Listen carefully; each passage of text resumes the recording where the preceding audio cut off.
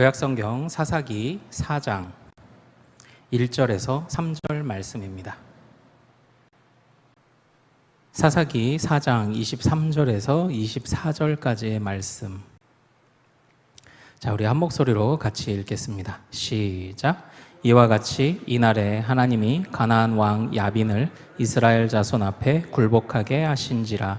이스라엘 자손의 손이 가나안 왕 야빈을 점점 더 눌러서 마침내 가나안 왕 야빈을 진멸하였더라. 아멘. 아멘. 자, 오늘 우리가 함께 읽은 이 말씀을 통해서요, 다시 기억하게 하시는 하나님이란 제목으로 말씀을 같이 나누도록 하겠습니다. 사랑하는 여러분, 오늘 우리는 이제 드보라에 관해서 이제 드보라 사사를 살펴볼 차례입니다. 우리 그 온니엘을 살펴봤고, 삼갈은 그냥 이렇게 살짝 지나갔고, 그리고 에훗, 그 다음 이번엔 드보라, 이제 이런 순서로 지금 나아가게 됩니다. 여러분들 드보라 하면은 어떤 것이 기억이 나시나요? 자, 먼저 퀴즈. 드보라는 남자일까요? 여자일까요? 여자입니다. 예. 드보라가 여자라는 사실이 왜 중요할까요? 아니면 중요하지 않고 그냥 여자다, 이걸로 끝날까요? 예. 어때서 여선지자, 여사사가 나왔을까? 자, 사랑하는 여러분, 드보라 시대에 우리가 이 배경을 좀 생각을 해볼 필요가 있습니다. 지금 이 드보라가 활약하던 이 시대는요, 지금 하솔이라는 곳, 하솔은 이제 갈릴리 지역에서 한 30km 정도, 28km에서 30km 정도 떨어진 곳에 위치한 이방 나라입니다. 이 하솔의 왕 야빈이라는 자가 이제 쳐들어온 것으로부터 이 드보라의 이야기가 시작이 됩니다. 그런데 이제 재밌는 것이요, 우리가 이 드보라 시대의 배경을 살펴볼 때, 아니 왜 이렇게들 이스라엘로 쳐들어오냐, 아니 하나님이 가나안 땅에 도착하게 하시고 이제는 평안하게 살면 되는데 왜 자꾸 쳐들어오느냐에 관해서 우리가 사실 잊지 말아야 할 것이 있습니다. 그것이 뭐냐? 자, 우리 사사기 1장, 오랜만에 1장으로 한번 넘어가 보죠. 1장 28절로 넘어가겠습니다. 자, 왜 이렇게들 자꾸 이방 나라들이 쳐들어올까요? 자, 우리 사사기 1장 28절입니다. 사사기 1장 28절입니다. 자, 같이 한번 한 목소리를 읽겠습니다. 시작. 이스라엘이 강성한 후에야 가나안 족속에게 노역을 시켰고 다 쫓아내지 아니하였더라. 아멘. 분명히 사사들마다 이스라엘이 악을 행하여 그들이 괴로움을 당했다라는 표현이 분명히 등장합니다. 그런데 그때 그들을 괴롭게 했던 자들을 보면 다 주변에 있는 이방 나라들이거든요. 중요한 것은 그 이방 나라들이 사실은 있으면 안 되었다는 것입니다. 원래는 가나안 땅을 주님이 차지하라고 명령하실 때 깨끗이 그들을 몰아내라고 했는데, 지금 이스라엘 백성들이 그들을 어떻게 사용하고 있죠? 몰아내는 것이 아니라 오히려 노예로 삼아서 데리고 있는 이런 상황들이 지금 펼쳐지고 있는 겁니다. 자, 그런데 이런 상황 속에서, 그러니까 이스라엘 마음속에 이런 마음이 있었던 것 같아요. 아유, 저 사람들 뭘 쫓아내, 그냥 우리가 데리고 좀 부리지 뭐. 어떻게 보면 그 사람들을 데리고 있어도 흔들리지 않을 것이라고 자신을 했던 것 같습니다. 그런데 여러분, 성경에서는요, 항상 무언가 자신 있게 나오는 사람이 항상 문제를 일으켜요. 누가 대표적으로 그런가요? 다윗이 그렇습니다.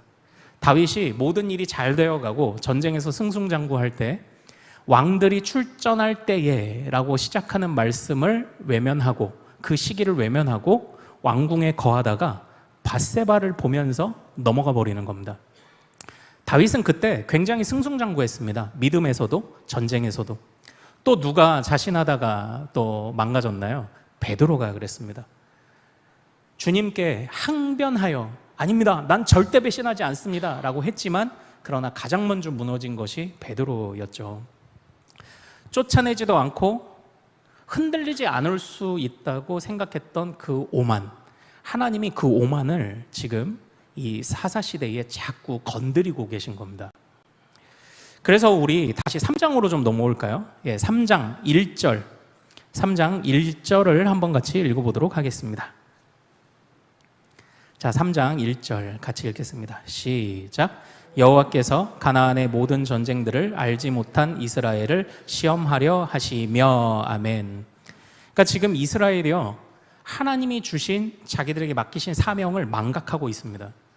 그리고 이 정도면 되겠지라고 생각했고 내가 여기서 버틸 수 있다고 생각을 했던 겁니다. 그런 상황에서 하나님이 꼭 하시는 게 뭐라고 말합니까? 시험이에요, 시험. 물론 우리가 살면서 겪는 여러 가지 어려움들, 고난, 아니 갑자기 찾아온, 이제 오늘 찬양의 주제가 참 우리 삶에서 만나는 어려움들이었거든요. 마음속에 근심이 있을 때, 슬픈 마음이 있을 때, 두려움이 찾아올 때, 근심 걱정이 밀려올 때 많은데, 잘 분별해보면 모든 상황이 다 그렇다고 말하기는 쉽지는 않습니다. 그러나 하나님께서는요, 때로는 우리를 시험하시는 때가 있다는 거예요. 시험하셔서 우리 안에 있는 것들을 드러나게 하시는 때가 있다는 거예요. 그 우연히 제가 이제 옛날 장군의 아들 이제 배우였던 신현준 씨 아시죠? 신현준 씨가 요즘에는 기독교인으로서 대표적인 연예인으로 여기저기 또 출연을, 기독교 프로그램에도 좀 출연을 하더라고요. 근데 어느 교회에서 이 신현준 씨가 간증한 게 하나가 나왔어요. 이 신현준 씨가 얘기하는데 자기가 지금은 술, 담배를 싹 끊었다는 거예요. 예전에는 신앙생활을 한다고 하지만 술, 담배를 어느 정도 좀 했답니다. 왜냐하면 연예인들 세계가 그렇대요. 그러니까 이 연예인들 세계에서 나는 계속 연예인을 해야 되니까 이건 어쩔 수 없어라고 조금씩 타협해 왔던 순간들도 있었고, 그리고 성경에서 보면 취하지 말라고 했으니까 안 취하게 먹으면 되는 거 아니냐, 이래서 자기가 나름대로 조절할 수 있을 거라고 생각을 했대요. 그리고 심지어는 이제 저 사람도 기독교인이라고 알고 있던 분들이 오히려 그 이제 연예계 선배들이 술자리로 더 부르더라는 거예요. 술자리로 더 불러서 신현준이 선배님, 제가 사실은 교회 집사라. 야, 나는 장로야. 야, 나는 안수 집사야. 뭐 이러더라는 겁니다. 야, 괜찮아. 너 예수님 피 마실래? 여기요, 웨이터 와인 갖다 주세요. 그런 일들이 있었다고 하는 거예요. 그런데 이 신현준이 계속 그걸 어쩔 수 없어. 나는 어쩔 수 없어. 그리고 내가 연예계인 활동하려면 이렇게 해야 될 수밖에 없어. 그리고 내가 조절하면 되지라고 했지만 그 이후에 뭔가 가슴에 쿵 하고 왔었던 게 뭐냐면 기도가 안 되더라는 거예요. 기도가 안 되더라. 이제 무언가 자꾸 기도가 막히더라는 겁니다. 내가 괜찮다고 생각했고 절제할 수 있다고 생각했지만 하나님이 그 순간에 기도를 막으시면서 자신을 시험하신 것 같다는 그런 고백을 하더라고요. 그러니까 여러분들과 어떠신가요? 우리가 살아가면서 이건 주님의 시험이다 라고 할 만한 것을 분별하기는 물론 쉽지는 않습니다. 그러나 어찌됐건 무엇이 발단이 되었던지 무언가 하나님이 우리 마음속에 이대로는 안 될 것 같은데 라고 쿵 하고 말씀을 하실 때는 그때 우리가 같이 모든 것을 바꾸며 나를 새롭게 하며 하나님 앞에 우리가 새로 나아가야 하지 않을까요? 무언가 기도가 막히고 무언가 하나님 앞에 서기가 조금 부끄러운 듯하고 이러면 안 될 것 같은 그 순간이 하나님이 우리 마음을 두드리시는 그런 순간인 것 같습니다. 정말 자신을 자랑하던 타이타닉호는 세계에서 가장 큰 배였습니다. 그래서 그 얼음물이 차가운 그 항로를, 북극의 항로를 가면서도 그 빙산을 다 이길 수 있다고 생각했지만 그 자연 앞에서 결국은 배가 부러져 버렸던 것처럼 어느 누가 자신할 수 있겠습니까? 이처럼 지금 이 드보라 시대는요, 뭐 이스라엘이 악을 행했다 뿐만 아니라 그들이 자신의 삶을 자신하고 있었던 게 그들의 문제점이었습니다. 그런데 안타깝게도 그런 일들이 있은 뒤에 우리가 지지난주였죠.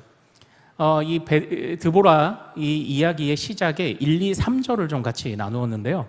그때 이런 이야기가 있었습니다. 자, 우리 4장 3절로 가서 한번 같이 읽어보도록 하겠습니다. 4장 3절입니다. 4장 3절 같이 읽습니다. 시작. 야빈 왕은 철병거 900대가 있어 20년 동안 이스라엘 자손을 심히 학대했으므로 이스라엘 자손이 여호와께 부르짖었더라. 아멘. 여호와께 부르짖었던 것은 참 다행입니다. 그러나 몇 년 동안 그들이 침묵했다고 했죠? 여기서 20년을 침묵했어요. 사랑하는 여러분, 사실 앞에서부터 하나하나 뜯어보다 보면 첫 번째 사사인 온니엘 때는 이스라엘 백성들이 몇 년 동안 그 메소포타미아 왕에게 시달리냐면 8년간 시달려요. 다시 말하면 그들이 8년 만에 부르짖었어요. 그 다음에 에훗, 왼손잡이 에훗 시대에는 18년 만에 부르짖습니다.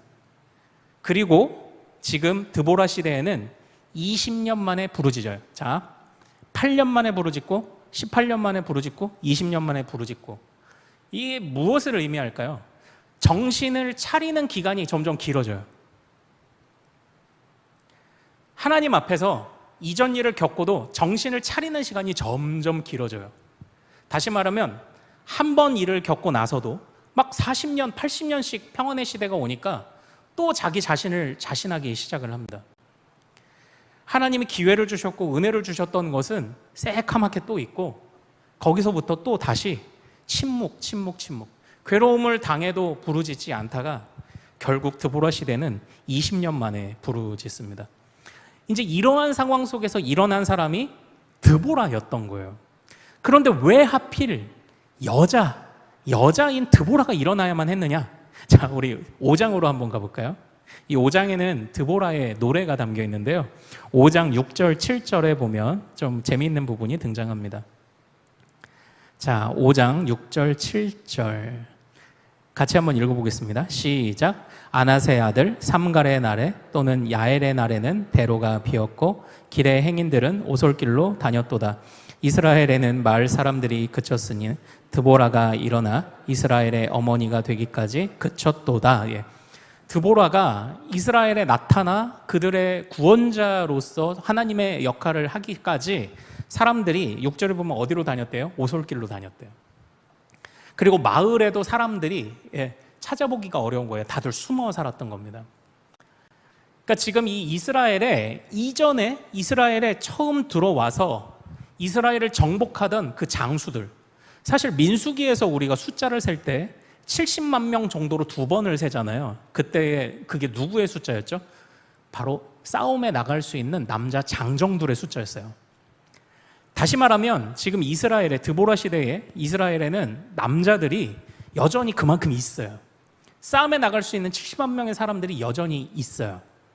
그런데 지금 그들 모두가 오솔길로 다니고 그리고 집 밖에는 나오지도 않는 이런 상황입니다. 그래서 이 부분을 보면서 우리가 추측하건대, 학자들이 추측하건대, 하나님 앞에서 하나님의 일을 위해 그 짐을 지고 백성들을 위하여 나갈 장수가 없었던 겁니다. 남자가 없었던 거예요. 남자 장수가 없는 이런 상황입니다. 그래서 그때 하나님이 누구를 부르시냐? 여선지 드보라를 부를 수밖에 없었던 상황이 되었던 거예요. 지금 완전히 총체적 난국이죠. 이스라엘의 전반적인 분위기는 그러니까 자신하다가 넘어지고 어려운데 부르짖지 않고, 뿐만 아니라 남자들의 역할도 제대로 하지 못합니다. 그런데 참 감사하게도 이 드보라가요, 정말 지혜로운 여인이었습니다. 우리가 읽었던 5장 7절에 드보라를 어떻게 별명을 붙이고 있습니까? 바로 이스라엘의 어머니다. 어머니. 그 어머니라는 이름처럼요, 이 드보라는 정말 지혜로운 사람이었어요.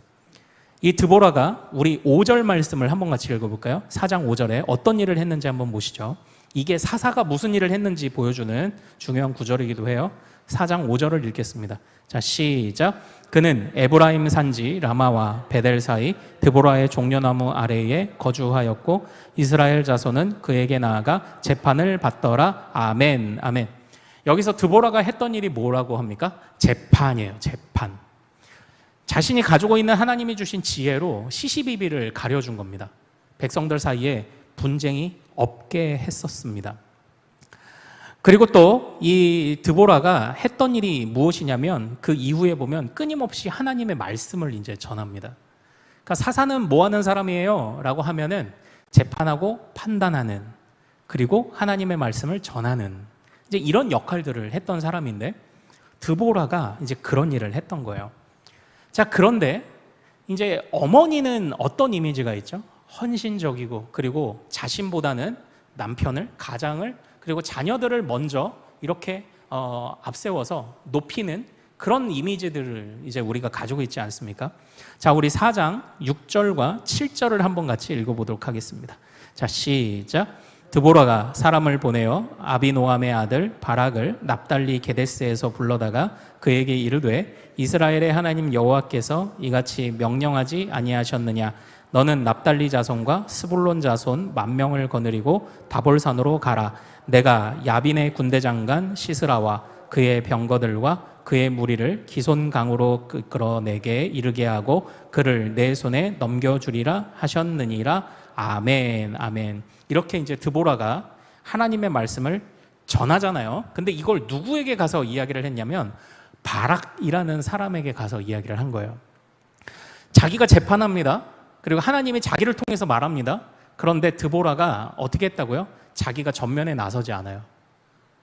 오히려 바락을 세웁니다. 이것이 이제 드보라가 가지고 있는 기본적인 믿음. 물론 하나님께서 원하시면 그 당시 주목받지 못하던 여인이든지, 특별히 재밌는 것이 드보라 앞전에 있었던 그 사사가 에훗이잖아요. 왼손잡이라고 했잖아요. 제가 본문을 다시 한번 원어로 찾아보다가 조금 깜짝 놀란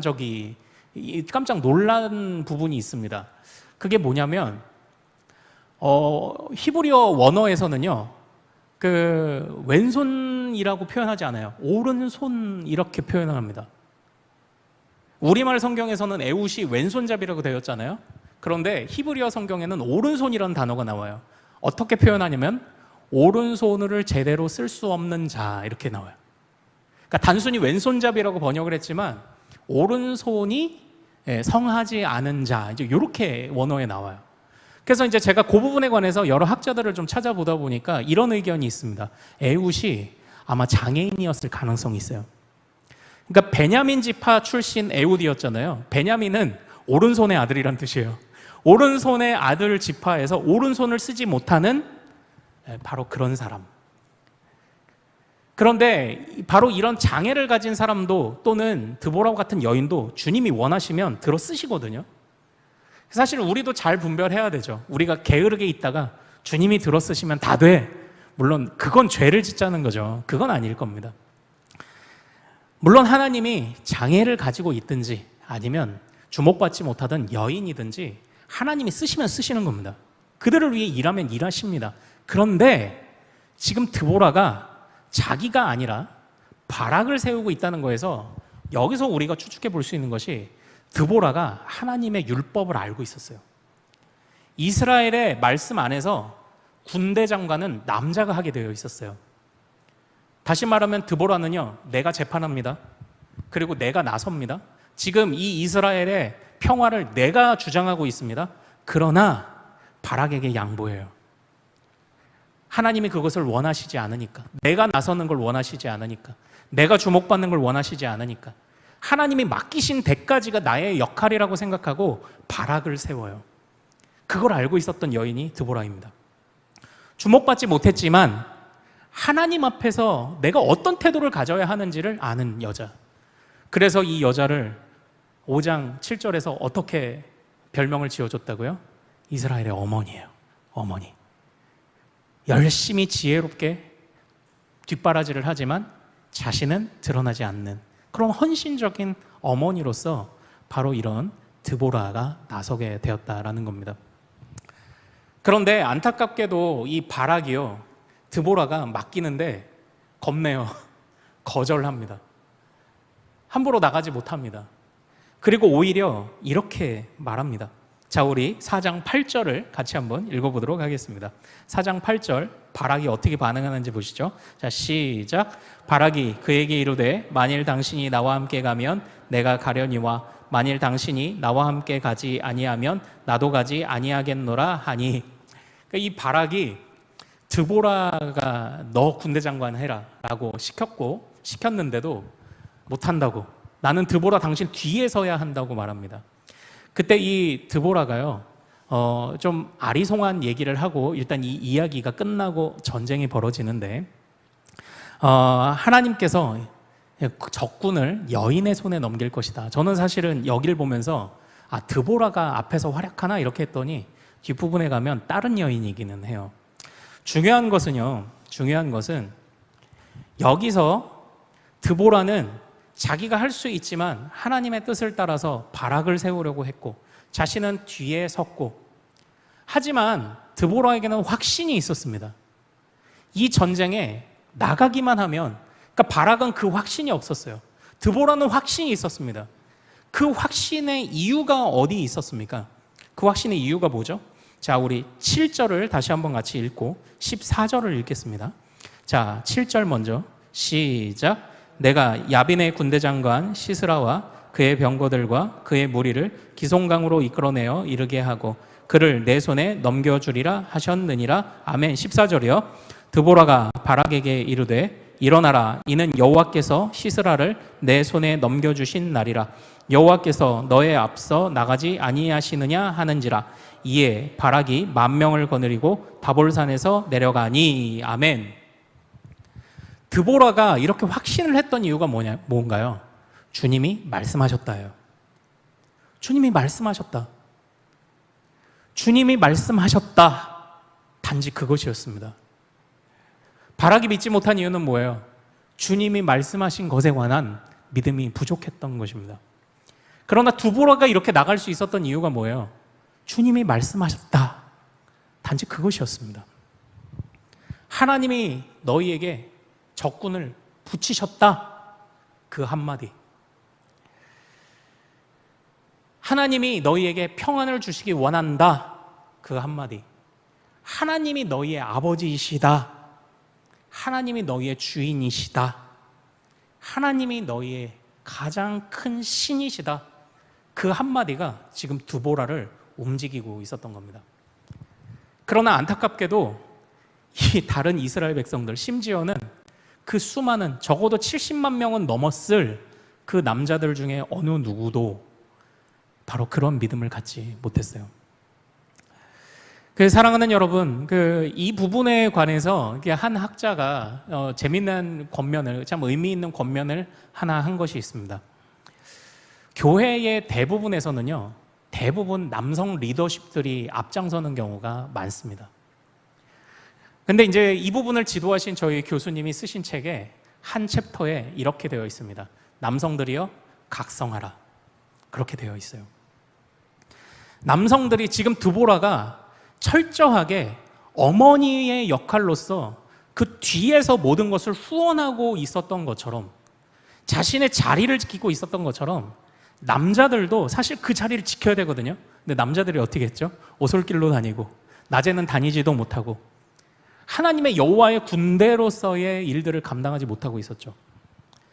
교회의 대부분은 남성 리더십입니다. 남성 리더십들이, 남성 직분자들이 이끌어가는 경우들이 참 많아요. 이제 그러다 보니까 교회 안에서 또 이제 권위라는 문제가 중요가 하다 보니까, 그러나 우리가 남자여서 또는 직분이 있어서 권위는 저절로 강요되거나 명령될 수 있는 건 아니죠. 지금 이 이스라엘 백성에서 나름 제사장 역할을 하는 사람도 있었을 것이고 레위 지파도 있었을 것이고, 그러나 어느 누구도 자신에게 맡겨진 역할을 감당하지 못할 때 오히려 하나님이 누구를 내세우시죠? 여인을 내세우시는 겁니다. 주목받지 못하던 사람들을 내세우시는 겁니다. 그들이 가졌던, 그 당시에 사람들이 인정하던 남자라는 지위, 또는 그 사람들이 당시 가졌던 직분이라는 것이요, 그 자리에 서서 그것을 감당하지 않을 땐 아무 의미가 없어지는 겁니다. 그러면서 이제 저희 교수님이 한 챕터를 쓰셨습니다. 교회 안의 남성들이여 각성하라. 당신들은 여인들을 안전하게 보호하며 이끌어야 합니다. 당신들은 아이들에게 정말 강하고 멋진 믿음의 아빠가 되어야 합니다. 그렇게 짧게 한 챕터를 쓰셨던 게 이제 기억이 나요. 사랑하는 여러분, 오늘 이 말씀 안에서 주님이 우리에게 주시는 참 좋은 교훈들을 우리가 보아야 합니다. 하나님 앞에 무언가 나아갈 때 걸림돌이 있다면 그때가 바로 주님이 우리의 마음을 두드리시며 시험하시는 때예요. 그때 돌아서야 합니다. 그때 돌이켜야 합니다. 그때 하나님 앞에 엎드려야 할 때입니다. 뿐만 아니라 우리가 가지고 있는 지위 그 자체가 우리를 보장해 주지 않습니다. 타이타닉도 부러져요. 예수님의 제자인 베드로도 넘어져요. 왕인 다윗도 넘어집니다. 자신할 수 있는 사람은 아무도 없습니다. 내가 남자여서요? 아니면 내가 좀 강한 믿음을 소유했다고 해서요? 내가 강한 어떤 영적 체험을 이전에 했다고 해서요? 아니요, 아니요. 그 모든 것이 우리를 보장해 주지 않습니다. 중요한 것은 지금 주님이 우리를 부르시는 그 자리, 이스라엘이 모든 것을 진멸해야 했던 그 자리에 가지 못했던 것처럼 주님이 우리에게 맡기신 그 자리를 우리가 지키고 있는가? 남자이든 여자이든. 또 주님의 말씀, 주님이 말씀하셨다. 더 이상 토달지 않는 그 믿음이 우리에게 있는가? 주님이 말씀하셨다. 주님이 우리에게 명령하셨다. 그것 자체에 더 이상 토달지 않을 그런 주님을 향한 신뢰를 가지고 있는가를 이 드보라를 통해서 오늘 우리에게 묻고 있습니다. 사실 이제 저도 이제 어려서부터 이제 배웠던 드보라, 신학교에서 드보라를 좀 더 깊이 연구하기 전까지는요, 그냥 여자 대단하네, 그냥 이 정도였던 것 같습니다. 여러분들은 어떠신가요? 드보라를 통해서 여러분들은 어떤 교훈을 받고 계셨나요? 그러나 드보라를 통해서 오늘 우리에게 주시는 교훈은 바로 그것입니다. 주님이 여러분의 마음을 두드리실 때 여러분이 그때 변화되어야 할 때입니다. 또한 주님이 무언가를 맡기신 그 자리를 우리가 성실히 지켜가는 것, 그것이 주님이 우리에게 드보라를 통해서 드러내시는 자리입니다. 내가 드러나지 않아도 됩니다. 드보라는 철저하게 서포트하는 사람으로서 빛났습니다. 주님이 그것을 맡겼기 때문입니다. 사랑하는 여러분, 사실 오늘 이 드보라가 하솔 왕 야빈하고 싸웠잖아요. 그런데 재밌는 것이 이미 여호수아서 11장에 보면 하솔 왕 야빈을 여호수아가 무찔렀던 기록이 한 번 있어요. 그때도 그들이 얼마나 군대를, 그러니까 철병거가 900대가 있었잖아요. 그때도 마찬가지예요. 근데 어떻게 보면 좀 이상하죠. 아니, 지금 사사시대로 80년, 40년, 부르짖지 않던 20년, 18년, 8년 따지면 최소 200년은 이제 가나안 정복, 여호수아 죽고 나서 200년은 지났을 텐데 여호수아 때도 하솔왕 야빈이 나오고 지금 드보라 때에도 하솔왕 야빈이 나오면 아니 이거 뭐야 할 수 있잖아요. 이 하솔왕 야빈이 이름이 아니라 왕의 칭호예요. 하솔이라는 곳에 왕의 칭호예요. 그러니까 파라오 같은 겁니다. 그러니까 여호수아 시대는 하솔에 파라오 같은 왕이 있었고 야빈이 왕의 칭호예요. 드보라 시대에 또 하솔에 또 다른 왕이 이제 있었던 겁니다. 그런데 이 여호수아 시대에 하솔 왕 야빈을 무찔렀던 적이 이미 있었던 겁니다. 그런데 이스라엘 백성이 이 하솔 왕 야빈한테 20년 정도 매를 맞다 보니까 부르짖지도 않고 하나님 앞에 부르짖지도 않고 그냥 주눅 들어버린 거죠. 그러나 하나님은 약 200년 전에 여호수아를 통해서 하솔 왕 야빈을 무찌른 것처럼 그때도 무찌르신 하나님이 지금 못 무찌르실까요? 그때도 일하셨던 하나님이 지금도 일하시지 않을까요? 얼마 전에 이제 저희 첫째 아이가 고등학교를 가다 보니까 이제 책을 좀 많이 들고 다니게 돼요. 어느 날 오더니 아빠 지퍼가 뜯어졌어 이렇게 얘기를 해요. 근데 지퍼가 완전히 망가졌다기보다는 봉제선이 나갔더라고요. 그런데 매장에 전화를 해보니까 학기 중인데 가방을 보내면 한 달 있다가 고쳐져서 나온대요. 또 사주기는 그렇고 그래서 어떻게 했냐면 이제 그 가방을 가져다가 제가 바느질로 이렇게 꼬매줬어요. 그거를 잘 그러니까 이게 단순히 고장난 게 아니라 지퍼가 이렇게 꼬불꼬불 된 게 있잖아요. 고기가 봉제선이 뜯어져서 이렇게 휘갑치기라고 이렇게 해가지고 해줬어요. 그랬더니 저희 첫째가 오 괜찮은데 이러고 한동안 메고 다니더라고요.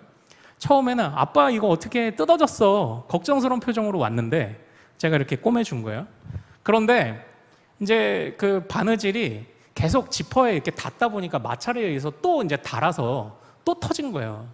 그런데 처음 터졌을 때 저희 딸아이가 아빠 이거 어떻게 가방 터졌어 라고 염려했지만 그 다음에는 또 터졌다는 얘기를 할 때 염려하잖아요. 왜죠? 아빠가 해주면 되니까. 아빠는 해줄 거니까. 예.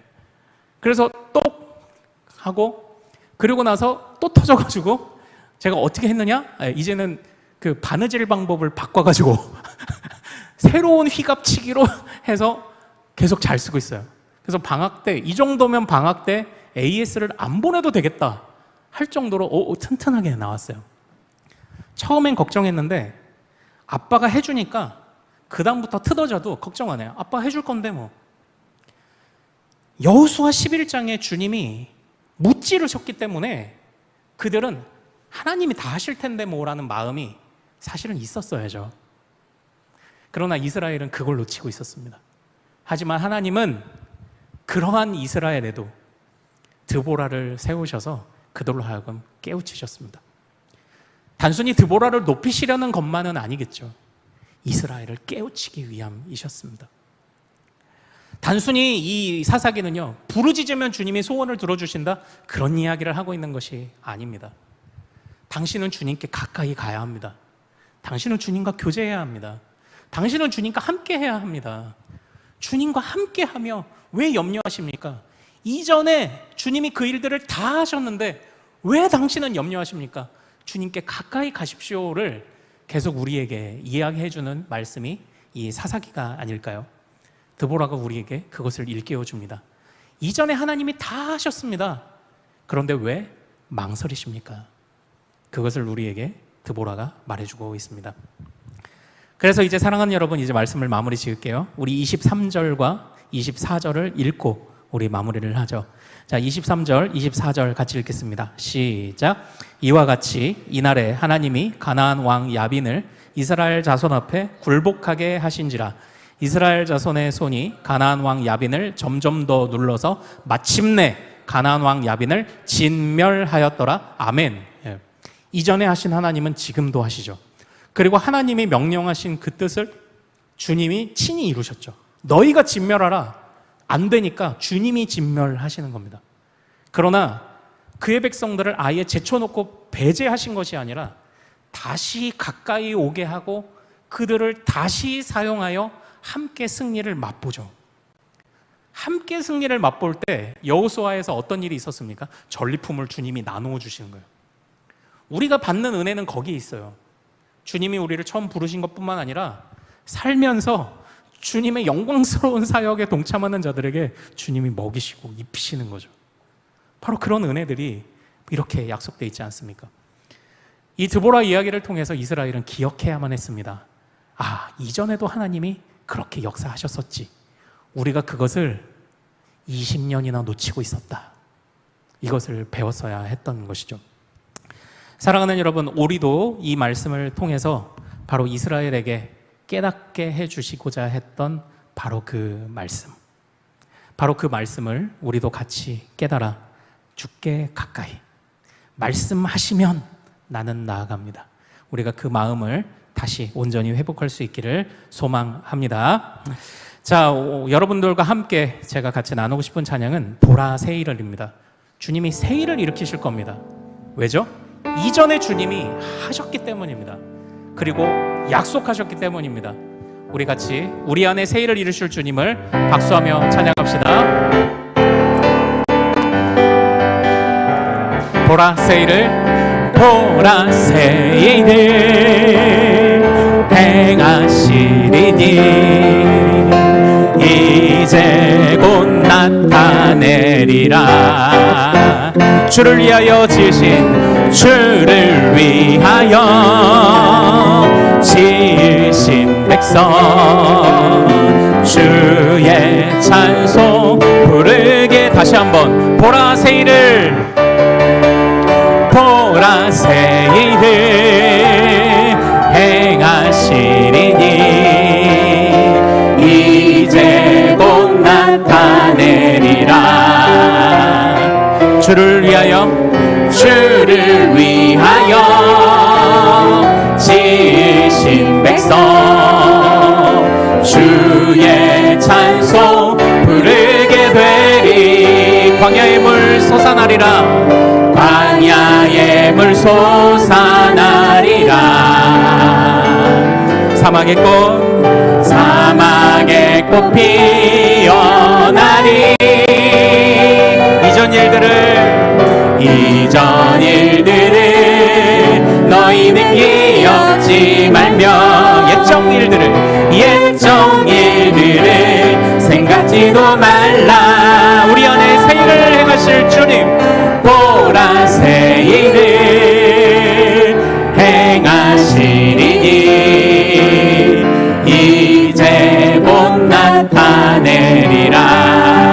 주를 위하여 지으신 백성, 주를 위하여 지으신 백성, 주의 찬송 부르게. 다시 한번 보라 새 일을 행하시려니, 처음으로 보라 새 일을 행하시리니 이제 곧 나타내리라. 주를 위하여 지으신 백성, 주의 찬송 부르게. 광야의 물 솟아나리라. 광야의 물 솟아나리라. 사막의 꽃 피어나리. 사막의 꽃 피어나리.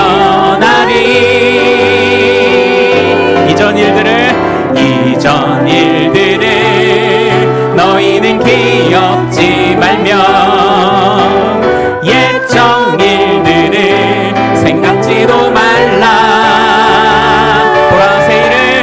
보라 새 일을 행하시리니 이제 곧 나타내리라. 주를 위하여 지으신 백성, 주를 위하여 지으신 백성, 주의 찬송 부르게. 주를 위하여 지으신 백성, 주를 위하여 지으신 백성, 주의 찬송 부르. 마지막으로 주를 위하여 지으신 백성, 주를 위하여 지으신 백성, 주의 찬송 부르게 되리. 사랑하는 여러분, 우리 이제 같이 주님이 행하실 새 일을 기대하며 나아가기를 원합니다. 광야의 물 솟아나게 하실 것입니다. 사막의 꽃 피어나게 하실 것입니다. 주님이 이미 그 일을 행하셨기 때문입니다. 그래서 주님이 명령하십니다. 혹시라도 지금 내가 주님 앞에 무언가 걸리는 것들, 기도를 막는 것들, 또한 나 자신을 자랑했던 것들, 내 스스로 자신감에 넘쳤던 것들, 그거 다 넘어지고 맙니다. 오직 새 일을 행하실 주님을 의지하며 주님이 맡기신 그 자리, 맡기신 그곳에서 우리가 성실하게 하옵소서. 주님이 말씀하시면 아멘하게 하소서. 드보라처럼 확신하게 하소서. 바락처럼 망설이지 않게 하소서. 20년간 부르짖지 않고 그러려니 하며 버텼던 그 미련함이 우리에겐 없게 하소서. 주님 앞에 지금 아멘하는 우리에게 어떠한 염려도, 고난도, 어떠한 시련도, 아픔도, 어떤 것이든 주여 내가 아멘하며 주님 따라갑니다. 이 담대한 마음 주시도록 우리 주여 이름 크게 한번 부르고 같이 기도합니다. 주여!